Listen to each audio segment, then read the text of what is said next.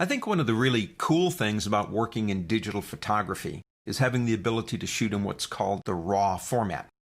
Now, RAW doesn't stand for anything, like DNG stands for digital negative or TIFF stands for tagged image file. RAW just means raw data from the camera. It's a really good format to shoot in if you can. Not all cameras do it, but if you do have the ability to shoot RAW, we need to do something up front. We need to set up our preferences. Now, for example, all of these images, and they were shot in Chicago's Union Station, basically are RAW because of the extension NEF. I shoot with Nikon, and the extension NEF is on the Nikon files. If you're shooting Canon, it actually says RAW. And you've probably been here, but if you double-click on one of these, it will open it up in the RAW plugin, and then we can begin, playing around, changing it, trying to fix it, and make it work the way we want it to work. But before we get here, we're going to do that. Let's do this. Let's look at how we set up some of the preferences that are available in Bridge. So let's go to Bridge.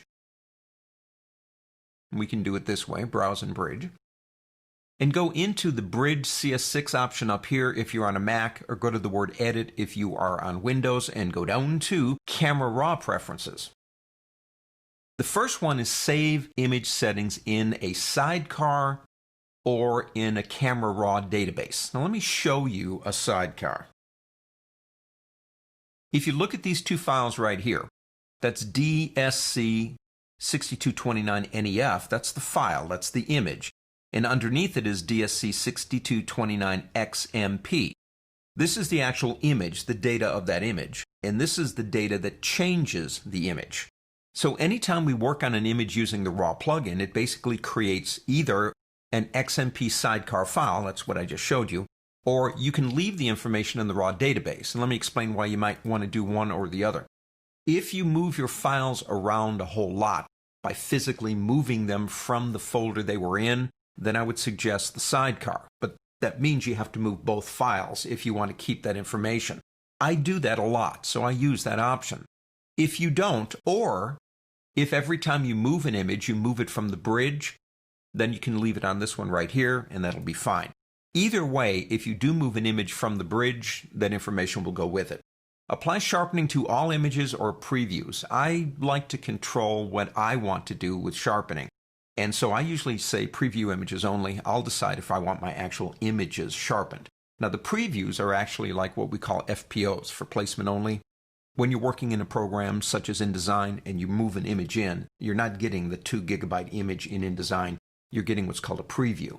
So I don't mind if it sharpens the previews, but I'll decide myself if I want to sharpen anything else.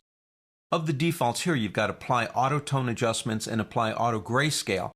I like to control the autotone myself, but I do really think that this one is actually pretty good. Incidentally, we're looking at all the defaults, and I'm changing now from defaults. I usually turn that one on because I think it works pretty good. All digital cameras have a serial number and an ISO setting, ISO speed of the film. You can actually make the default specific to a particular camera, which is kind of cool when you think about it. Camera cache, right here, the RAW cache, that's helping the images work. It's helping you move and work faster when you're in the RAW plugin.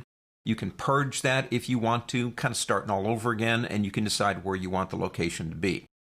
Digital negative files. Do you want to ignore the sidecar, that's that XMP file, when you're opening a DNG? I usually do. I want to start the control of the image from the beginning, so I usually check that one. And on Update Embedded JPEG Previews, I like to go to full size. Now again, that's that for placement only document I talked about.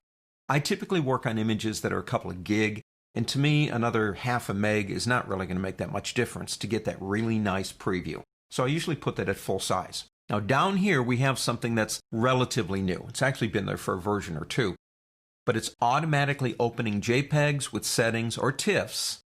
We have the ability to open up a JPEG image and or a TIFF image in the RAW plugin. And you might think, why would I do that? Because RAW is these nice 16-bit images and they have all this color information, where JPEGs are actually lossy compression. And TIFFs are good, but they're not RAWs. There are settings in the RAW plugin that even JPEGs and TIFFs can benefit from. So what it's saying here is, if you do this and you change an image, it will have embedded data. It's called parametric image editing, if you want to know the technical term. When you edit an image by creating instructions for the adjustment, that's the XMP, rather than adjusting the actual pixels, you're working what's called parametrically. And in this way, camera raw images are edited and they're used with other file types. So let's say you worked on this image, and let's go to another program like Lightroom. Lightroom allows us to use raw settings on a JPEG or a TIFF. When you open it up here in Photoshop, do you want it opened with those settings, or you just want to open up all supported, or do you want to disable that? It's up to you. I leave it on settings because if I've done something like this in Lightroom, I probably want to see it applied when I begin working on it in this program, and it gives me consistency in the way it looked. You can disable those or turn them on if you want to. Many of these settings are really based on your personal workflow, and this is my workflow. So you change these based on how you think they'll best benefit you when you're working on raw images, JPEGs, or TIFFs. On to the next.